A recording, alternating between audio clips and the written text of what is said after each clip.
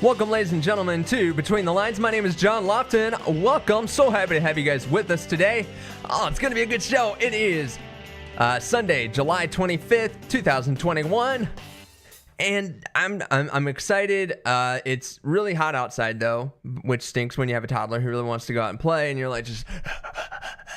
you're doing the doggy thing here? Because you can't breathe. It's humid, too, and we got all that wildfire smoke coming from California and all the wildfires out west. We wasted? What? I don't know what that means. Forget my mouth. It's not following my brain right now. Anyway, but speaking of California... we're going to be talking all about California today. So to my California residents, I apologize if I offend you. That's certainly not the goal or what we're trying to do today. But we got to point out some stuff that's just plain weird about California compared to some of the other rest of the country, I would say. And in particular, they're...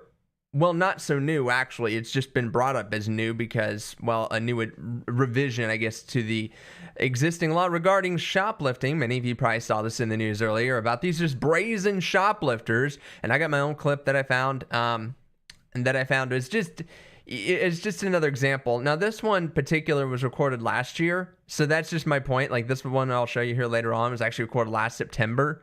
And it blows my mind to think that it's just now that this got like national attention when this has been going on for a while.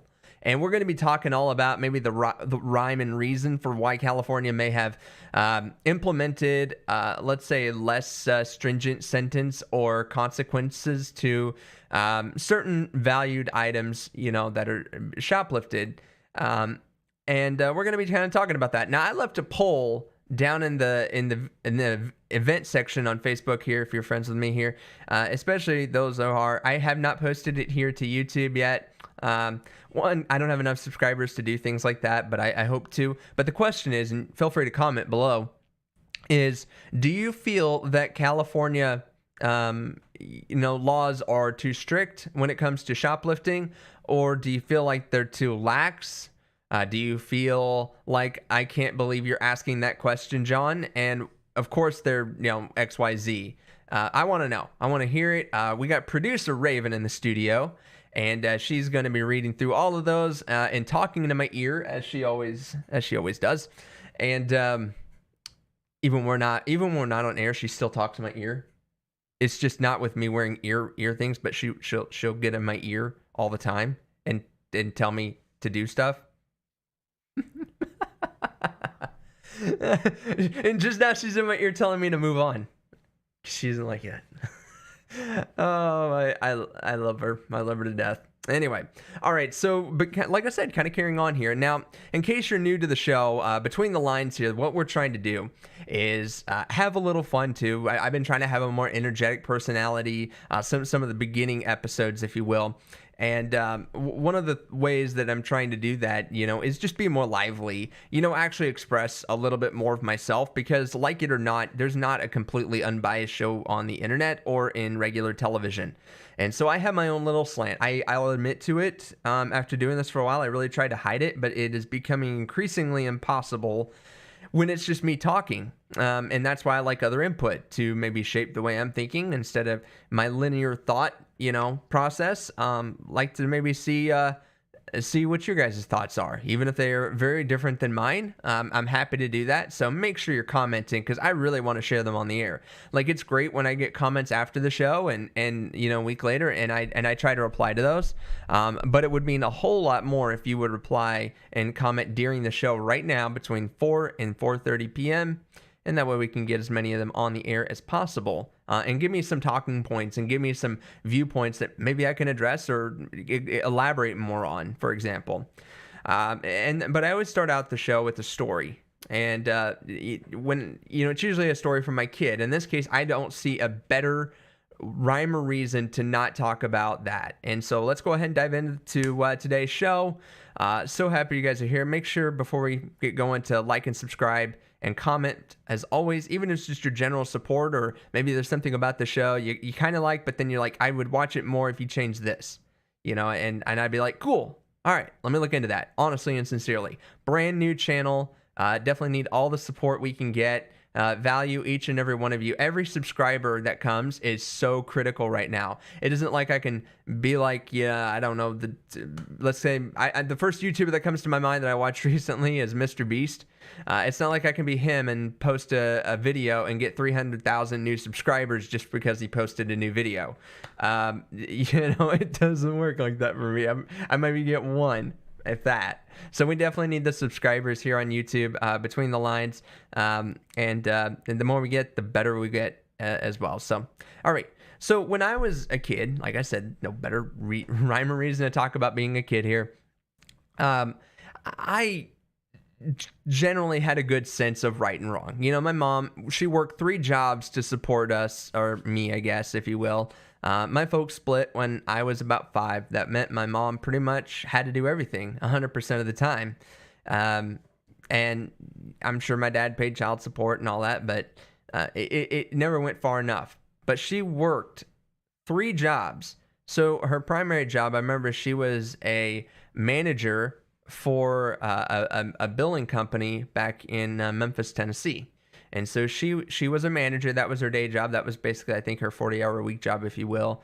And then there were certain nights that she would work.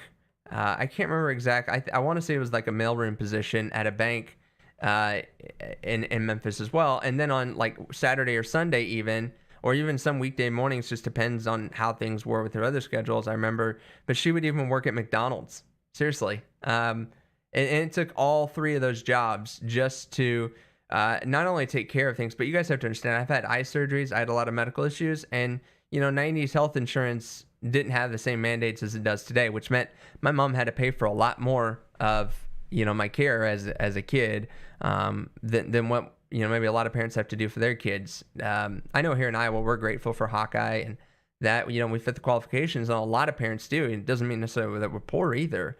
But we have low enough income that, we qualify for stuff like that.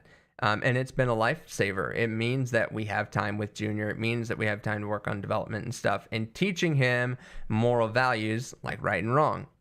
Now, for me personally, I think the one and only time in my life I ever, I guess, stole something, as a kid, I didn't even realize I was stealing. Like, I remember, and I want to say it was either candy or something small, something I just grabbed and thought my mom paid for. But we ended up walking out and I still had it. And she's like, we didn't pay for that. And she did the whole thing that I hope a lot of parents do. Walked me back, gave it back to them. There wasn't any big deal about it. Actually, at that point, it wasn't like they called the police. It's something small like candy or something. And instantly at that point, I knew that it was very critical to make sure you actually bought the item, not just assume mom got it and bought it for you. But no, I didn't have like the intention of stealing it. I think even at that age, I can't remember. I must have been 7, maybe 8, maybe a little older actually, because I'm trying to remember it. But either way, you think about a kid between the age of 6 and 10. Okay. And I remember having that solid, foundation put in front of me very early on in my life. And so it wasn't anything new, and I took to it, and it didn't take a lot of convincing. It was instilled in me very early on. Don't take something that's not yours. Even if you think you can get away with it, don't do it. And, as a Christian, you definitely know you shouldn't be doing stuff like that. We will be held accountable. And that's kind of the whole big picture here is, my end point today is where we're going to wind up is, it shouldn't matter about the laws, what's enacted, where, what the strictness is of it, what penalties are there, how much prison time you're going to get as a result of doing XYZ shoplifting or stealing or burglary, stuff like that. It's all wrong. And you should just have is instilled by somebody, even if you live in a less than ideal home situation, where there's only one parent, maybe there's only a step parent, maybe you're in a foster situation as a kid, maybe whatever the situation may be, somebody had to have told you it's wrong to steal. Somebody must have said that to you at some point in your life, hopefully. And so when I see videos on YouTube, and I've been hearing the recent news reports about what they're having to do to re-strengthen burglary laws or more specifically shoplifting laws in California, it just blows my mind that you're only going to get in a little trouble as long as you steal less than $950 worth of merchandise. And they don't care. The videos I'm going to show you, they're doing it right there in front of you.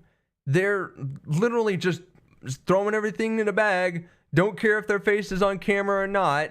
There's other ones. I think there was I think it was like a JCPenney or something like that. But they literally had a whole luggage thing, a big, huge bag over their shoulder, just walking out. And these people are videotaping them, and they're just like, "Oh, we're wondering how far you're gonna get. You know, why are you doing this? You know, kind of question." And they don't usually respond. I don't know what's going on in their mind at that point. Do they just not care that much?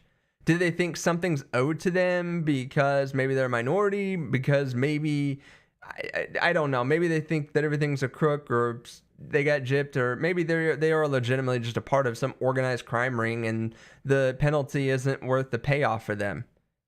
I don't know. But either way, somebody somewhere should have said, hey, some business paid and bought that product or has a contractual relationship with the vendor to provide that product. And when you steal, that takes away money from that business, and it puts businesses out of business, you know, when stuff like that keeps going, because you think, oh, they got insurance, it'll cover it. Not always. Not in every circumstance. Not in every situation. And it just befounds me. This is like the core fundamental of being a human being with any sort of semblance of decency. And this isn't a black, white, any kind of race issue. This is an everyone issue. This is something that I shouldn't even have to be making a YouTube video about. This is something so fundamental that even our 4-year-old knows not to take something that's not his. Even our 4-year-old who doesn't even know all of his alphabet, can barely count to 10, but barely knows how to change his own clothes. Even he knows it's wrong to steal. And I would imagine that a lot of people out there have 4-year-olds or 5-year-olds who already know this concept. So why is this happening?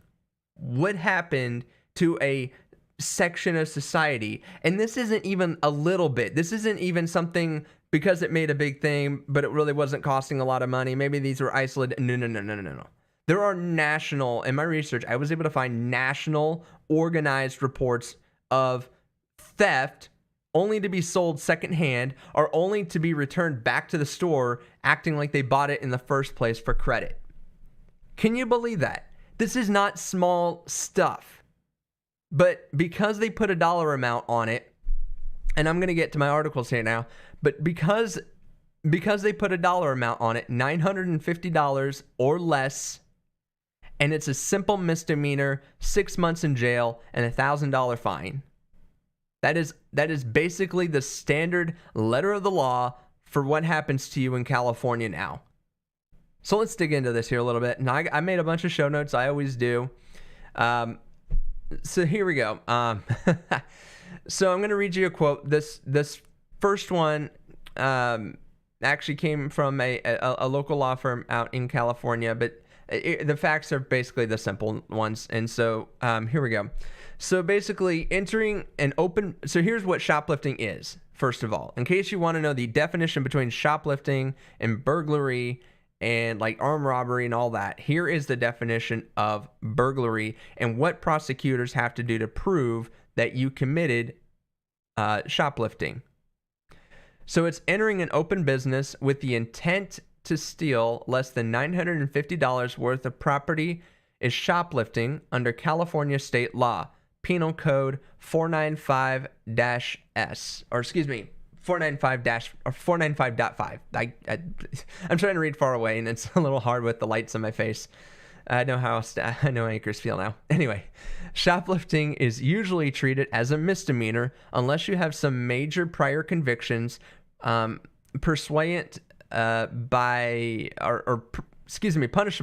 by a half year in county jail and fines of up to $1,000. Now, in order for a prosecutor to convict you of shoplifting, this is the main things that they have to prove. You entered an open commercial establishment during normal business hours. You intend to steal merchandise worth $950 or less. To me, I have an issue with that. Like, I'm not going to steal $1,000. I just need to steal $950, and I'll get this lower code. That's what bothers me about that standard, is it defines, it depends. I think it should depend on the egregiousness of what exactly, why they're doing this. Is it, was the intent there to steal, but they just wanted to buy a pair of jeans, or not buy, but they just wanted to steal a single pair of jeans. Or were you like the folks in my video here rummaging through a Walgreens, basically wiping out an entire shelf full of product and tearing apart a cover, it looks like, off of one of the shelves in order to do it? That's not simple shoplifting pursuant to a misdemeanor. And especially since there's like 3 of them. And I'll get to the video. I'm teasing this up pretty good. But anyway, so also it's important to note that it doesn't matter if you make it out the door with the merchandise. Instead, the prosecutor only has to prove that you entered the shop with an intent already in place to steal something. So intent to steal doesn't mean that you actually made it out the door. They just have to show that you came into there to steal. So here's, again, just recapping the penalties. So it is a misdemeanor with usually probation, up to 6 months in county jail, and or a fine of up to $1,000. Now, the other parts that can change this, and there's one here that made me kind of, I shouldn't say laugh, but it just was ironic. They pointed out it so specifically, and I'll get to it in a second. But it said, if you've had a prior conviction, any prior conviction that includes anything that requires you to register as a sex offender, any felony that is punishable by life in prison or death, which, if that's the case, you probably shouldn't have been out. I don't know. Any murder, attempted murder, or solicitation of murder, gross vehicular manslaughter while intoxicated. So they're very specific. Like, I'm sure if you just got convicted of manslaughter, that would probably be good enough, but they did add the definition of while intoxicated. Here's one that I highlighted in bold. This one I thought was really interesting, how specific it was. It said, assault with a machine gun on a peace officer or firefighter, or possession of a weapon of mass destruction. Like, it's fine. You just assaulted a police officer. Doesn't matter. I mean, you could have pistol whipped the guy, but you didn't use a machine gun, so it's all good, right? Really? We had to specify that it's bizarre to me. That's all I'm going to say. It's just bizarre to me. Anyway. Now, and here's the other thing that I'm not sure that people knew. If you've had a burglary sentence in California, it is possible for you to apply for a reduced sentence, meaning you could have been sentenced already with the establishment of burglary, but you can reapply and ask to have it resentenced under the new guidelines of this law. And this crime in 2000 so shoplifting was enshrined basically into law as a crime in 2014 when, of course, the term you've probably been hearing on in the news, when California passed Proposition 47. Now, this was done back in 2014. So these lightening of restrictions aren't new. They're not even lightly new. They've been in place for 6 years now. So Proposition 47 reduces the penalties for for a number of drug and theft crimes. Until the passage of Proposition 47, prosecutors would usually charge shoplifters with the state's burglary laws. Now, those could actually include 6 years in prison and a $10,000 fine. So that's just, to me, something really kind of important. Now, I did find an article from the Associated Press with the newest update here. And I'll quote some of this. So with violent smash and grab shoplifting costs California businesses millions of dollars annually. This is just in California. It's costing them millions of dollars annually. Governor Gavin Newsom signed a law Wednesday aimed at curbing organized retail theft. A quote was here, the overall problem is a challenge. The brazenness of some of those crimes, San Francisco Police Chief Bill Scott said, when they see the things going viral, the perception of lawlessness and the perception that anything goes, that has to be overcome too. Now, across the nation, this isn't just like California problem. Across the nation, this can cost businesses billions of dollars annually. Now this goes.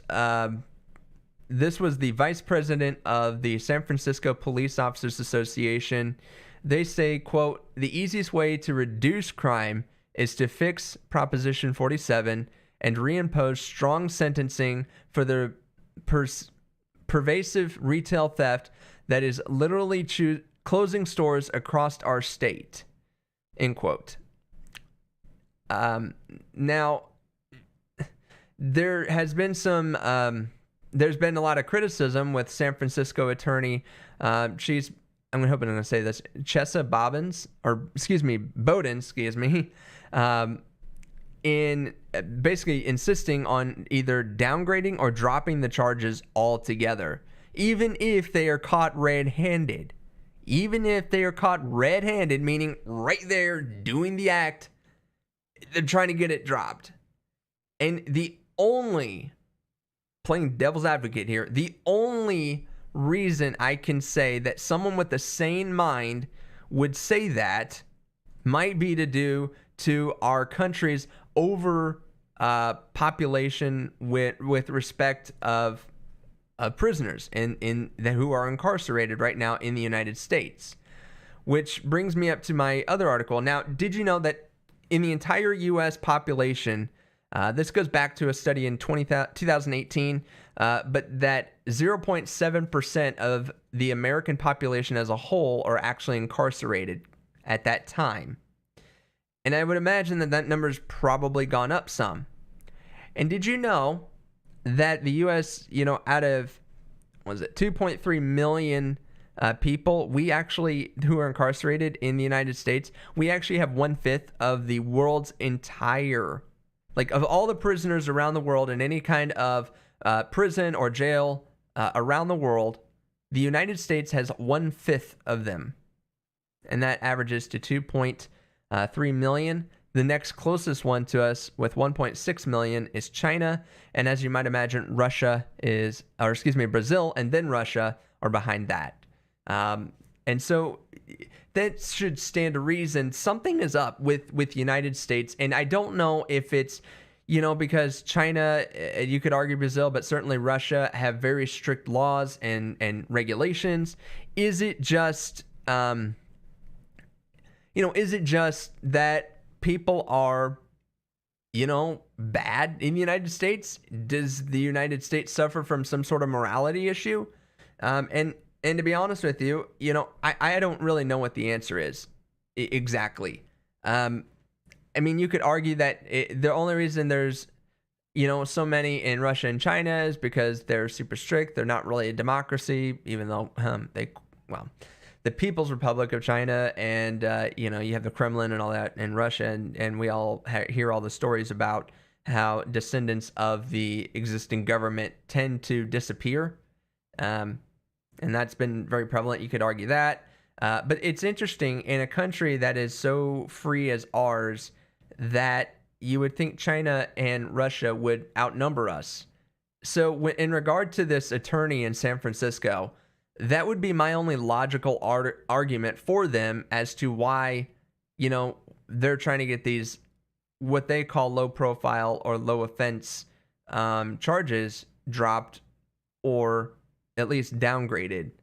And that just deals with prison overpopulation. honestly, my closing thoughts here are I don't buy into it. I mean, yeah, it stinks that we have to have so many people in prison, but we have laws for a reason. And shoplifting is not the same to me as marijuana or these low-level drug offenses where, technically speaking, there wasn't anybody on another end. You know, you know, if we criminalize alcohol, or excuse me, if we don't criminalize just having a beer, you know, when you're out, you know, and we know that, you know, weed or that has, you know, a similar, if not less effect, you know, as alcohol, but yet we still treat it as a crime. That to me would be where I would lean at if you're going to reduce laws and penalties and stuff like that. I'm not for marijuana usage, let's be clear about that, but I would say for crimes that technically didn't have a victim, you know, I don't really see the point of super strong enforcement on things like that. That goes back to our war on drugs in the 70s and 80s. And but in this case, there are real victims when we have shoplifting, these businesses. So let's go ahead and close out. I've been teasing this the whole time. We're going to go ahead and show our video here. And make sure I jump to the right screen. Here we go. So I'm going to talk through this here, and I'm going to leave it muted on my end here. But you can see that they're literally, look, the lady just looked right at the camera. She literally looked right there. And the other two, you know, guys that are beside, look at the dude. He just rips that whole display up, like does not care. The ruthlessness that you're seeing in this video is absolutely astonishing. And the people videotaping her are saying like call 911 and all that. And you would think maybe, I know this is a Walgreens, so they probably don't have like a asset protection person like you would see like at a Walmart. But no one stepped in. Like, and I don't know if they can. That was the one thing I was trying to find out, and I really couldn't find a good answer on. Is this idea of shopkeepers, you know, law that basically allows a storekeep to detain somebody until authorities show up if someone is stealing stuff from their store. And I get that with 3 of them, like they're going to be overrun. Like it's going to get bad. Now, I can't see a weapon on these people because that would up the charge right there. Because then that could be considered, you know, burglary or shoplifting or armed shoplifting or armed robbery. You could make an argument for that by just simply having the weapon. And they just leave the whole place a mess. I liked how the girl, did you notice she went and grabbed like these beauty products? Like they were going after all this medicine products, masks and stuff like that and all of that. And then she just reaches around and goes over to cosmetics. I guess if you're gonna steal, you know, you're gonna want to steal and keep going until you're done. They're just walking out, and then they're just gonna walk out of the store. I'm gonna pause the video here because that's basically the end, and then they have a credit. Now this was released to me with, of course, as you can see, it was off of YouTube, but this was released to me off of the station, a CBS affiliate out of San Francisco. I apologize, the font's just too far away for me to lean all the way over and see. But I credited it in the thumbnail, so you guys will see that credit there. This is where I found the video because I was trying to find one that didn't have like a ton of watermarks on it and like all this other branding that's not related to us. And not that I didn't want to give credit, it just distracts from what I really wanted you guys to be able to see. But tell me, I mean, does this make sense to you guys? Do you guys think that people who are just outright shoplifting just to shoplift, do you think that the penalties for that should be higher? Do you feel like those people because I wonder if they got caught, you know, I know they had their pictures up there, like call a number if you see these people, that sort of thing. There was another video I saw where there's literally a like sheriff's person, I'm going to say it's a sheriff, it looked like a sheriff's badge, standing right there as the person stealing it, but he can't touch them yet. I'm assuming it's because technically they didn't break the law because they're not trying to leave what belong. I don't know. But literally they're being caught red-handed and all that. And the cop went and tried to grab the bag. He missed, but then he didn't chase him and the people just walked right out of the store. And I just thought that was absolutely asinine and absolutely crazy. So, but hey, that's society. That's the society we live in now today, folks. What are we going to do about it? Raise better kids. And this isn't a Christian issue. This is just being a good parent issue. Raise your kids to be respectful of their elders. Raise your kids not to steal from others. Be cognizant. And and all of that, and we should have a better, time. All right. Well, that's the time I have for today, folks. My name is John Lofton here. Thanks again for tuning in to Between the Lines. We'll see you guys next week. Same time, same place, Sundays at 4 p.m. Central. Like, subscribe, comment below. Can't wait to see you guys next week. God bless.